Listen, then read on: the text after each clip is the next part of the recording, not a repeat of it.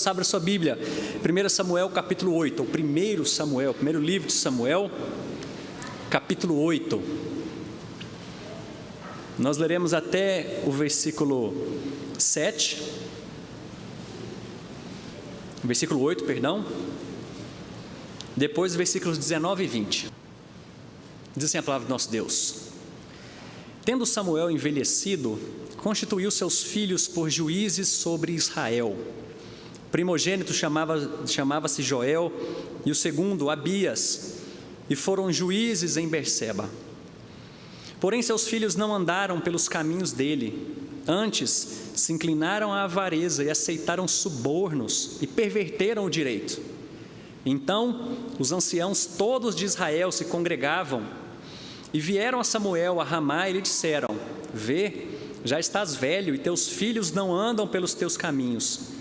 Constitui-nos, pois, agora um rei sobre nós, para que nos governe, como tem todas as nações. Porém, esta palavra não agradou a Samuel quando disseram: Dá-nos um rei para que nos governe. Então Samuel orou ao Senhor.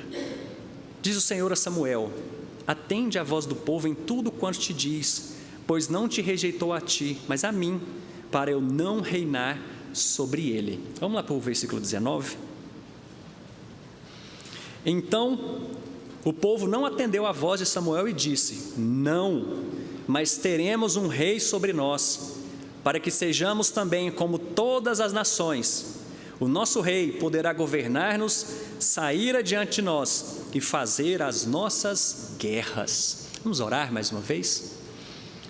Pai bendito, obrigado por tua santa palavra. Obrigado porque o Senhor é o Rei dos reis e Senhor dos senhores, governa sobre nós. Eu quero rogar nesse momento, Deus, para que nos dê entendimento sobre a tua palavra, de que a nossa vida é baseada nesse governo, nas tuas diretrizes, somos o teu povo. Ajuda-nos a viver conforme isso, Pai, conforme essa verdade. Livra-nos da idolatria, livra-nos de querermos ser como o mundo é. Orienta-nos, ó Pai.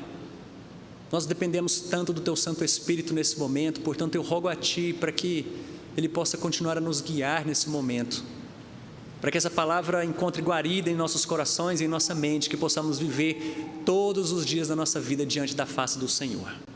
Nós oramos assim, confiados no nome santo de Jesus. Amém. Hoje, na fila de votação, uma mulher ao meu lado estava mandando um áudio, e deu para ouvir, claro, né, porque estava falando bem alto. Ela mandou um áudio assim: olha, eu tive que acordar hoje bem mais cedo, eu tive que vir votar. Felizmente a gente é obrigado a votar, eu tive que vir. Esse mais cedo era 10h45 da manhã. E aí diante disso eu falei: gente, será que a gente como cristão pode pensar dessa forma?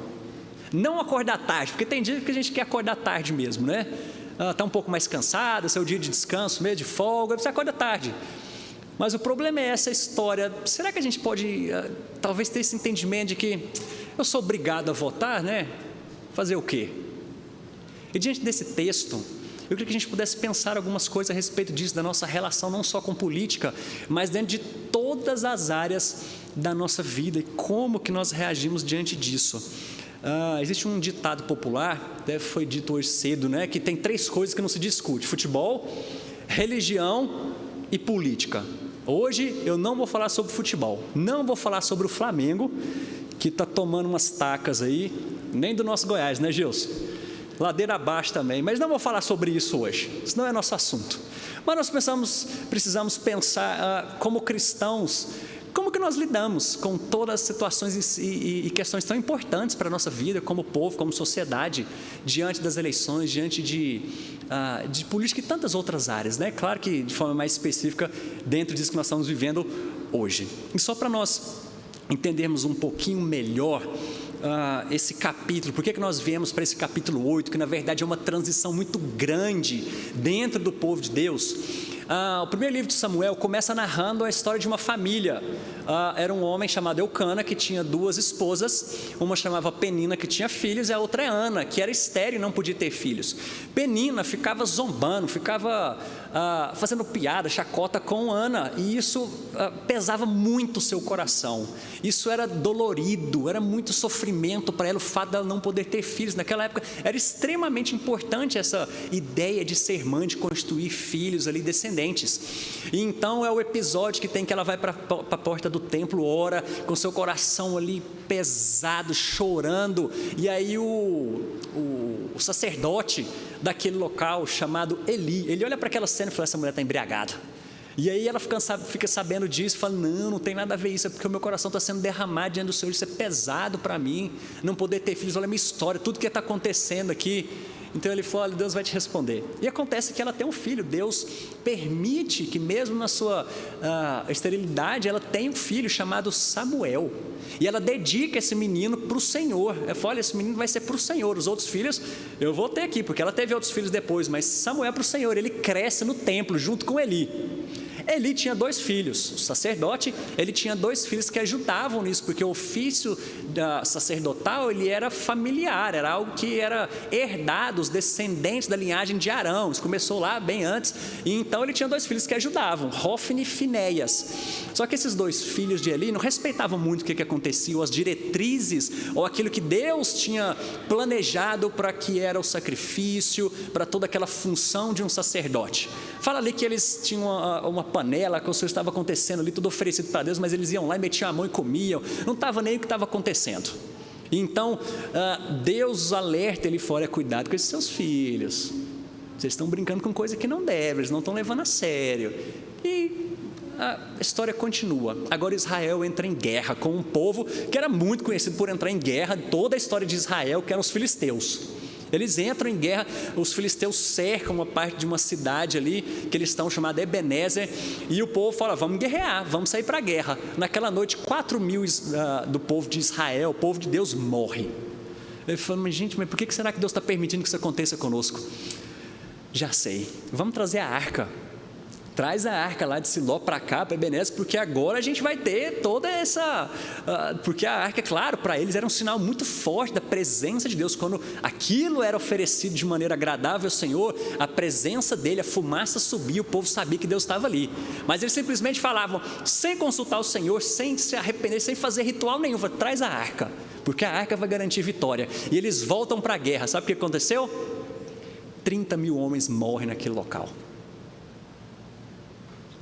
E além disso, dessa baixa tão volumosa, a arca é levada agora pelos filisteus.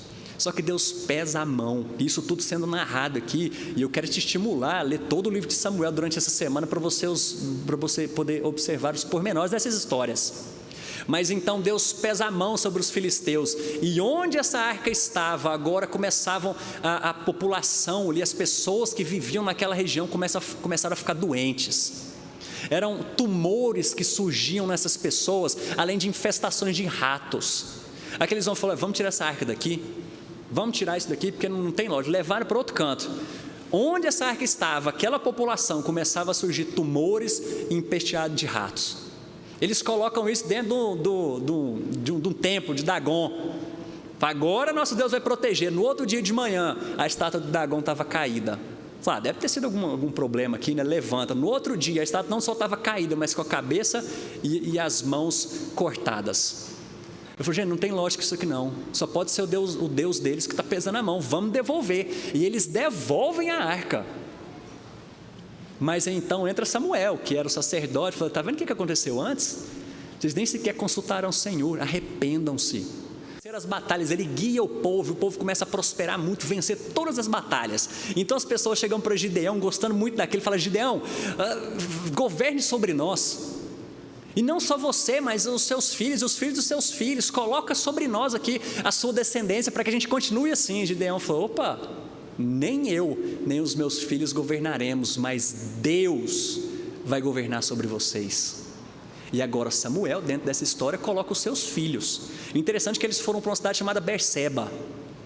Pouquinho antes aqui, nos capítulos anteriores, fala que o território de Israel era de Dan a Berseba. Dan era mais ao norte, Berseba era a região mais ao sul que existia de Israel. E a gente não sabe aqui simplesmente que Samuel pensou, falou, poxa, vou mandar meus filhos, são problemáticos, né? Vou mandar para o lugar mais longe que tem. Ou se foi algo assim, que ele pensou, vou mandar eles para aquela região, testar, né? Alguma coisa assim. O sentido é, a gente não pode simplesmente colocar a culpa em Samuel por conta dos seus filhos, apesar de que é algo muito estranho aqui. Mais um detalhe dessa história. Samuel cresceu na casa de Eli. Dentro dessas guerras, e Deus advertindo Eli por conta dos seus filhos que não respeitavam a questão do sacerdócio. Quando em uma dessas guerras, em uma das últimas guerras que eles enfrentaram, que aquele monte de gente morreu, os 2 filhos de Eli morreram. E aí vem um episódio que também está narrado aqui, em que ele está encostado numa cadeira. Quando ele fica sabendo que os filhos morreram, ele cai, quebra o pescoço e morre.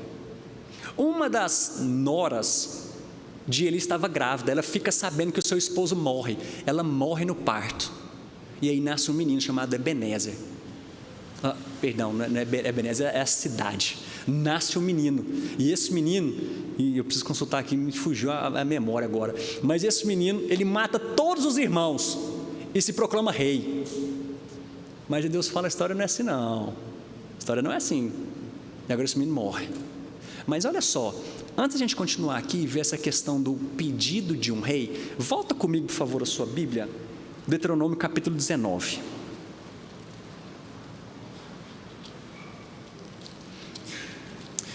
Deuteronômio capítulo 17, perdão.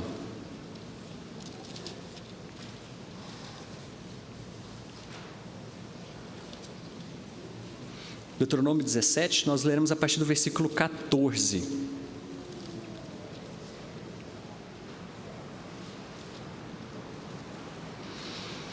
Diz assim a palavra de Deus, Deuteronômio 17. Quando entrares na terra que te dá o Senhor, teu Deus, e a possuíres e nela habitares, e disseres, estabelecerei sobre mim um rei, como todas as nações que se acham ao redor de mim. Estabelecerás com efeito sobre mim como rei, olha esse detalhe, aquele que o Senhor, teu Deus, escolher. Homem estranho que não seja dentre os seus irmãos, não estabelecerá sobre ti, e sim um dentre eles. Porém este não multiplicará para si cavalos, nem fará voltar o povo ao Egito para multiplicar cavalos. Pois o Senhor vos disse, nunca mais voltareis por esse caminho. Tampouco para si multiplicará mulheres, para que o seu coração não se desvie, nem multiplicará muito para si prata ou ouro. Também, quando se sentar no trono do seu reino, escreverá para si um traslado desta lei num livro, do que está diante dos levitas sacerdotes, e o terá consigo, e nele lerá todos os dias da sua vida, para que aprenda a temer o Senhor, seu Deus, a fim de guardar todas as palavras desta lei e esses estatutos para os cumprir. Ele termina dizendo mais algumas palavras. Perceba bem que tempo anterior aqui, em Deuteronômio, Deus já havia predito que Israel teria um rei. Então o problema aqui não era simplesmente eles terem pedido um rei, porque isso já estava predito antes na palavra do Senhor. Mas onde que está o problema desse pedido aqui? Vamos lá para o versículo 20, você vai perceber a real motivação desse povo em pedir um rei. Versículo 20: para que sejamos também como todas as nações. O nosso rei poderá governar-nos, sair adiante de nós e fazer as nossas guerras. O grande problema estava na motivação desse pedido. Não era simplesmente por terem um rei, como a gente viu aqui. Deus já havia falado que Israel teria um rei. Mas as motivações que levaram esse povo a pedir um rei. E a primeira motivação que a gente vê aqui é porque eles queriam ser como as outras nações. Se a gente pudesse dar um outro nome para isso aqui, resumir essa história toda, seria mundanismo. Olhar para o mundo e querer ser como eles. Eles não queriam ser diferentes dos outros povos. Eles queriam ser como os outros povos. E quando a gente vai, por exemplo, para o Novo Testamento, olhando quem nós somos como povo de Deus, e a gente vê, por exemplo, que nós somos a nação santa, povo de propriedade exclusiva do Senhor. Lembra disso? Antes do Novo Testamento? raça eleita, sacerdócio real. Meus irmãos, a nossa agenda é diferente da agenda do mundo. O nosso rei é diferente do rei do mundo. E o que eles queriam aqui? Ser iguais a todas as nações. E perceba que interessante aqui é que, trazendo isso para os nossos dias, é que muitas vezes nós agimos assim. Nós, como povo de Deus, queremos ser como o mundo. Vou pegar algumas coisas aqui que são muito práticas para nós, e a gente vai poder perceber isso daqui. Por exemplo, como alguns tratam a questão da pureza e da sexualidade. Porque com a mesma face que entram num culto para adorar ao Senhor, é a mesma que eles saem, por exemplo, vão para um motel com alguém conhecido. E eu não estou falando de esposa, nada disso não. Sabe o que eu estou falando? Com a mesma disposição de sentarem num banco desse aqui para cultuar o Senhor, é a mesma disposição que não cuidam da sua pureza, porque querem ser iguais a eles. Ou então, outras relações que a gente pega diante de alguém que fere um ao outro nas suas relações, seja na relação de trabalho, alguma coisa, e aí o mundo pensa o quê? Dente por dente, olho por olho. E aí quando a gente olha para a palavra de Deus dizendo, olha, alguém te ofendeu, alguém tem algo contra você, vai lá e resolve com ele. Não adiantou? Leva testemunho, senão leva para a igreja. O que nós fazemos? Queremos ser iguais a eles, e tratamos o nosso próximo, quem quer que seja irmão ou não, a gente trata como eles, e não como a palavra do Senhor nos fala. Dentro da nossa casa, veja isso na realidade. Nós tratamos os nossos casamentos, ou pessoas tratam o casamento como eles, como o mundo trata, e não como uma aliança firmada diante do Senhor, que é indissolúvel. Claro, eu não estou querendo aqui ser superficial suficiente aqui para a gente não pensar nos pormenores de todos os detalhes dessas relações, mas eu creio que vocês estão entendendo. Olha só, por exemplo, como a gente trata dessa forma como eles, o nosso trabalho, o nosso tempo, o nosso dinheiro. Não é à toa que surgiu uma expressão sextou, porque o trabalho ele é visto como algo pesado durante a semana, é algo que é maldito para nós, porque eu tenho que ralar todos os dias da semana, de segunda a sexta, de segunda a sábado, mas aí quando chega a sexta-feira, é o dia de extravasar, é dia de eu ir para as festas, as pessoas irem para as festas, com bebedeiras, talvez com droga, e todo tipo de entretenimento que se imagina. E talvez nós absorvemos isso pensando que o trabalho para nós é maldição, é algo pesado, e não como bênção do Senhor, porque foi Ele que criou, e tudo que Deus criou é bom. Claro que você foi manchado pelo pecado, eu entendo isso, mas ao invés de eu olhar para isso com satisfação de que Deus está me sustentando, eu olho isso como um peso, e agora eu também quero viver o sextou. Talvez não dentro de festas, dessas bagunças, mas aí dentro da igreja nós criamos programações para entreter as pessoas. Nós passamos o final de semana aqui, principalmente nossos jovens e adolescentes, para entretenimento. E estar na igreja é muito diferente do que estar em Cristo. Muito diferente. E por vezes nós pensamos, eu quero ser como eles. Quando eu falo de estar em Cristo, nós estamos falando aqui, eu estou falando de um ritmo cristão de viver. Quando nós enxergamos a nossa vida diária, independente do dia que é, para a glória do Senhor, inclusive as segundas-feiras. Porque é mais um conceito que a gente pega e fala, poxa, segunda-feira é horrível, é pesado. Claro que é, porque o final de semana foi tão intenso diante de tantas coisas, que a segunda-feira é pesada. Eu não entendo como mais um dia para Deus ser honrado e glorificado através do que eu faço. Eu não entendo que existe um dia na semana que eu preciso descansar, que é o dia de descanso para honrar, para dedicar ao Senhor. Por quê?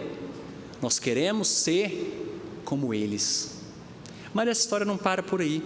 O texto ainda nos diz que eles queriam um rei que pudesse governar e sair adiante deles para fazer as suas guerras. E essa parte aqui eu acho que é a mais pesada delas, porque eles não só queriam se parecer com as outras nações, sendo que eles eram um povo exclusivo do Senhor, separado para Ele.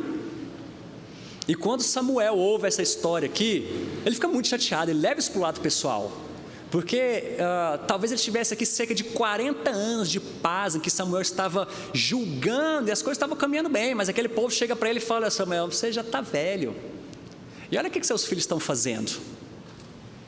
Samuel não tinha aprendido, né, com a casa que ele tinha vivido lá, de Eli, o descaso com os filhos, e agora ele vivendo a mesma coisa. E o povo falou: nós queremos um rei. E então Samuel, o texto nos diz aqui, versículo 6, que Samuel orou ao Senhor. Então Deus explica para Samuel qual era a motivação daquele povo. Versículo 7 diz: atende a voz do povo em tudo quanto te diz, pois não te rejeitou a ti, mas a mim, para eu não reinar sobre ele. Se nós pudéssemos dar um outro nome para isso aqui, o primeiro que nós demos foi mundanismo, o segundo aqui agora é idolatria. Aquele que o povo queria depender não do Deus de Israel, mas de um outro rei que pudesse lutar as suas batalhas. Isso aqui era um teste para aquele povo, era um teste para Samuel, porque depois de tantas mortes, depois que eles colocaram a confiança deles numa arca e não no Deus da Arca da Aliança, agora novamente, onde estava a confiança deles? Em um rei, e não no Rei dos Reis, Senhor dos Senhores. É para isso que eles queriam um rei. Deus ainda fala: Samuel, tudo bem que eles estão te rejeitando, mas é a mim, mas só que isso é antigo, eu conheço essa história. Porque versículo 8 ele fala: segundo todas as obras que fez desde o dia em que o tirei do Egito até hoje, pois a mim me deixou e a outros deuses serviu, assim também o faz a ti.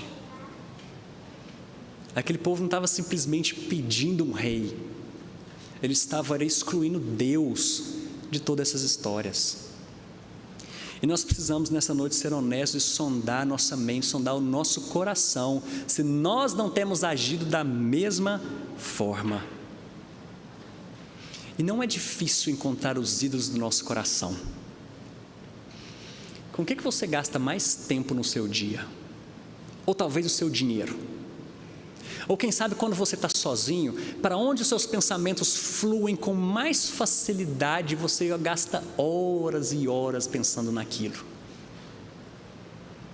Talvez esse foi o rei que você pediu para a sua vida. E é interessante quando a gente olha para os nossos dias, pensando a respeito disso, não só em ídolos que a gente tem fora. Mas existe uma frase que tem sido muito dita em redes sociais ultimamente, que fala: eu que lute. Porque a gente não está buscando mais outros deuses, outros reis, porque eu sou o meu rei, eu governo a minha vida e eu sou suficiente para cuidar dela. Afinal, de onde vem sua força? De onde vem o seu sustento diário? Talvez você possa dizer: não, é Deus, né? Mas provavelmente a gente sai daqui hoje e fala: Deus, como foi bom te adorar no domingo, mas pode deixar que a partir de amanhã eu vou levantar cedo e vou lutar as minhas lutas. Domingo que vem a gente volta a se falar. Perceba, por exemplo, a relação entre pais e filhos. A gente tem que tomar um cuidado muito grande, porque nós pais, muitas vezes queremos ser esse rei dos nossos filhos. Eu já peguei algumas situações, há algum tempo, em acampamento. Acampamento de gente, ou gente nova na igreja, ou que tem filho muito pequeno, quando vai mandar os filhos pela primeira ou segunda vez, morre de medo. Ele quer estar lá no acampamento, ele vai visitar o filho no acampamento. Por quê? Porque se eu não estiver lá, ai da segurança do meu filho. E eu não estou exagerando, não. Eu já vi crianças que não foram para acampamento porque os pais não podiam ir. Porque se não for o pai cuidando, lutando as batalhas do filho, ai desses meninos. Mas nós pensamos Dentro dos nossos ministérios, dentro do nosso trabalho, você pensa, se eu não fizer, ninguém vai fazer. Esse é um risco que nós, pastores, corremos, de pensar, poxa, se eu não pastorear esse ministério vai morrer. Meu irmão, quem que é insubstituível? Quem? Nós vamos falar sobre um agorinha. Mas quem de nós? Nós nos proclamamos nossos reis e queremos lutar as nossas batalhas sem sequer consultar o Senhor. Para que você está estudando tanto para aquele concurso? Por que você está investindo tanto na formação do seu filho? Para que eles tenham um sustento garantido? Para que eles possam viver uma vida próspera e abundante e boa? Talvez você pediu um rei para o Senhor e não está atento a isso. Talvez você está achando que são seus próprios braços, sua própria força que tem lutado as suas batalhas. Veja como isso é sutil dentro das nossas vidas, do nosso dia a dia. Queridos, nós temos um rei que luta as nossas batalhas por nós. Vai ler o Antigo Testamento sobre isso. Gente que não precisava só tocar uma trombeta e uma muralha caía. Esse Deus não mudou. Esse é o Deus que a gente serve. E olha que interessante, no último lugar aqui, o povo pede um rei, Deus conhece o coração, a motivação daquelas pessoas, e a resposta dele é, versículo 9, agora pois, atende a sua voz, porém, adverte-o solenemente, explica-lhe qual será o direito do rei que houver de reinar sobre ele. Perceba que nós lemos no Deuteronômio que havia sido predito isso, mas nós lemos o detalhe, o rei que o Senhor colocar lá, o rei que o Senhor levantar, o rei que o Senhor escolher. Mas esse povo sequer consultou o Senhor. E aí agora Deus falou, olha, Samuel, alerte esse pessoal aí. É esse tipo de rei que eles estão pedindo? Esse rei das nações? Que eles estão querendo ser iguais? Agora do versículo 10 ao 18, ele faz um alerta para esse povo. Olha só. Referiu Samuel, vou ler só algumas partes. Referiu Samuel todas as palavras do Senhor ao povo, que lhe pediu um rei, e disse, esse será o direito do rei que houver de reinar sobre vós. Ele tomará os vossos filhos e os empregará no serviço dos seus carros como seus cavaleiros, para que corra diante dele. Ele falou, ele vai recrutar os filhos de vocês para o exército. E porá por uns capitão de 1000, de 50, outros para lavarem e assim por diante, nas guerras. Versículo 13, tomará as vossas filhas para perfumistas, cozinheiras e padeiras. As filhas de vocês vão ter que trabalhar lá. Eles não vão ser livres mais como o povo que Deus está cuidando. Versículo 14, tomará o melhor das vossas lavouras, das vossas vinhas e dos vossos olivais e dará aos seus servidores. As vossas sementeiras e as vossas vinhas dizimará para dar aos seus oficiais e aos seus servidores. Também tomará os vossos servos, as vossas servas, os vossos melhores jovens, os vossos jumentos, empregará no seu trabalho, dizimará o vosso rebanho e vos sereis por servos. Então naquele dia vocês vão clamar e o Senhor não vai ouvir. É o alerta que Deus está fazendo. Vocês estão querendo um rei? De acordo com eles? É isso aqui, ó. Um rei dessas nações é assim, não um rei que eu prometi e falei que levantaria, mas esse que vocês querem? Samuel falou essas palavras, o que o povo respondeu? Não, nós queremos um rei. E Deus atende. O primeiro rei que foi levantado aqui é Saul. Se a gente olha para toda a história, a gente vai ver para que rumos o povo de Deus foi diante do reinado de Saul. Até que Deus levanta um rei segundo o seu coração. E aí lembra que é muito diferente essa história quando Deus levanta alguém segundo o seu coração, porque ele vai na casa de um homem, vê todos os seus filhos. Samuel falou, Senhor, esse aqui bonitão aqui, alto. Falei, não, chama o próximo. É aquele ali, ó, esse aqui eu acho que tem cara de rei, né? Ele é inteligente. Falei, não, próximo. Sobrou algum? Falei, tem um menino lá pastoreando, chama esse menino. Aí esse menino aí, falei, opa, esse é o segundo meu coração, unge esse menino Davi. E aí a gente vê toda a história do homem segundo o coração de Deus. Muitas vezes, meus irmãos, Deus permite e nos dá aquilo que nós pedimos, simplesmente pelo fato de nós percebermos que Ele é o nosso Rei. Muitas vezes Ele pesa a mão sobre nós diante das nossas escolhas, quando nós não fazemos a vontade dEle, para que nós possamos perceber que Ele é o nosso Rei. O que é que você tem pedido tanto para o Senhor? O que tem sido constante nos momentos, eu espero que tenha, nesses seus momentos de oração? Para que você quer isso? Para que Deus seja proclamado como o Rei dos Reis através da sua vida? Ou para que você se faça rei sobre você mesmo? Essa noite é um convite para a gente pensar sobre essas coisas. E que tipo de rei aquele povo deveria ter pedido? Vou voltar para o Deuteronômio, porque ele anuncia algo muito maior que viria. Aquele que não fez caso de ser igual a Deus, mas se humilhou, se fez homem, e perto da sua crucificação, agora Pilatos pergunta: você é o rei dos judeus? E ele responde: meu reino não é deste mundo. Como que Pilatos ia entender isso? Aquele que morreu pregado no madeiro, a morte mais humilhante de todas. Aquele que era Deus, mas não se importou com isso, se fez homem, padeceu por nós. Mas nós sabemos como é que essa história continua. Ele ressuscitou, subiu aos céus, está reinando assentado à destra de Deus Pai, e Ele vai voltar para buscar aqueles que são seus, para reinar durante toda a eternidade juntos com Ele. Para a gente finalizar, antes de partir para algumas aplicações, a gente consegue ver dois caminhos aqui diante dessa história.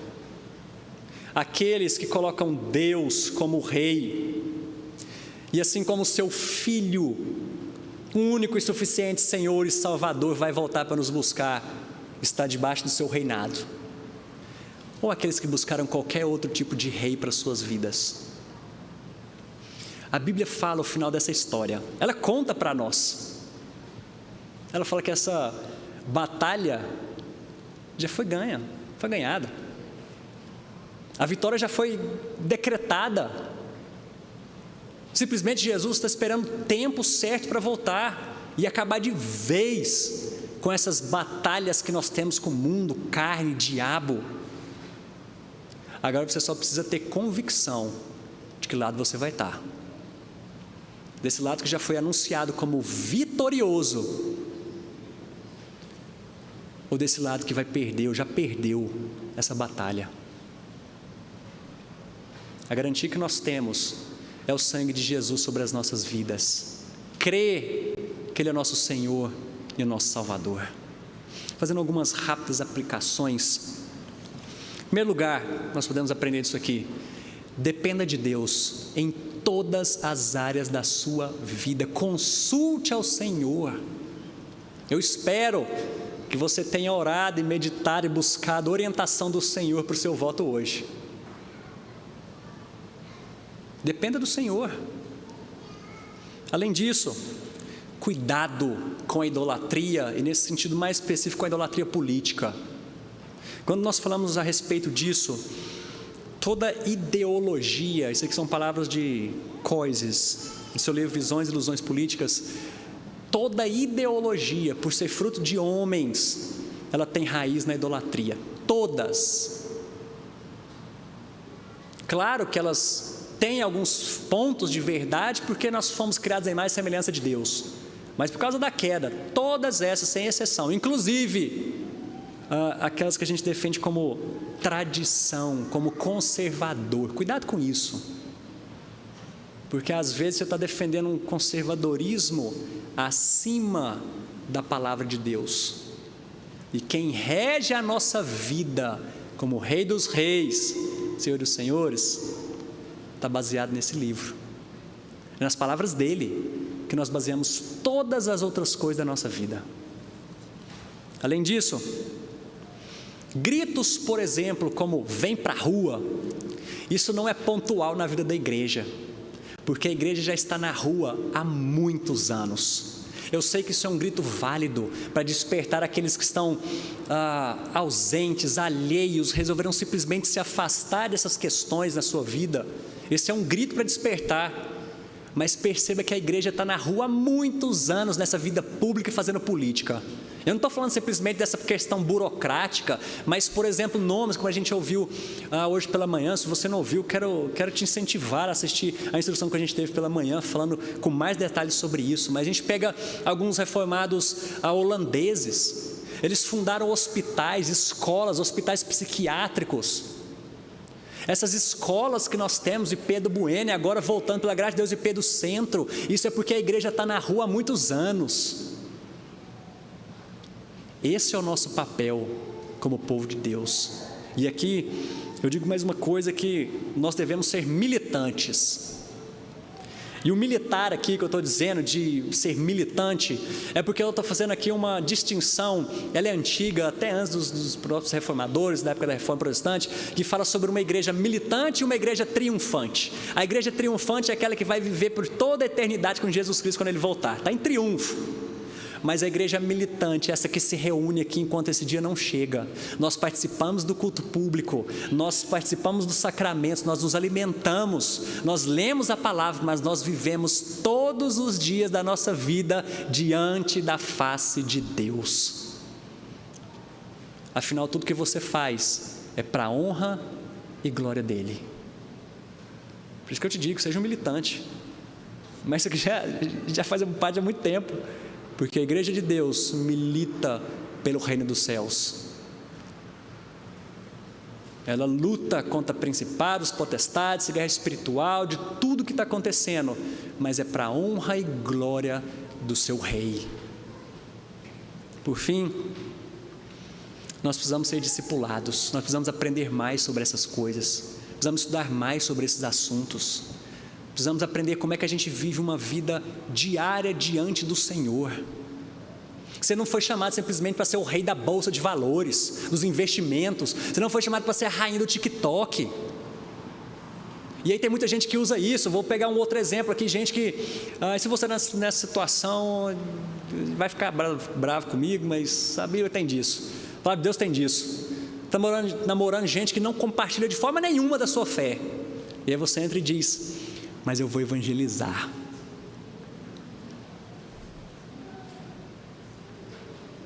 A gente precisa aprender a viver nosso dia diante do Senhor, tudo que a gente faz, porque talvez vai ser mais um desses que entra aqui nesse domingo com a mesma face que sai daqui e vai fazer qualquer outra coisa, longe da vontade do Senhor. Nós precisamos aprender isso, debruçar diante do Senhor, debruçar diante de pessoas que são mais experimentadas nessa caminhada, nessa luta, para a gente ter exemplos de como viver o nosso dia. Se você é um médico, seja para a honra e glória do Senhor. Nós sempre falamos isso aqui. Se você é um jurista, faça isso para o Senhor. Se você é um empresário, faça isso para o Senhor. Se você cuida da sua casa, cuida para a honra e glória do Senhor. Milita pelo seu rei, cujo filho vai voltar. De que lado você vai estar nessa história? Vamos orar?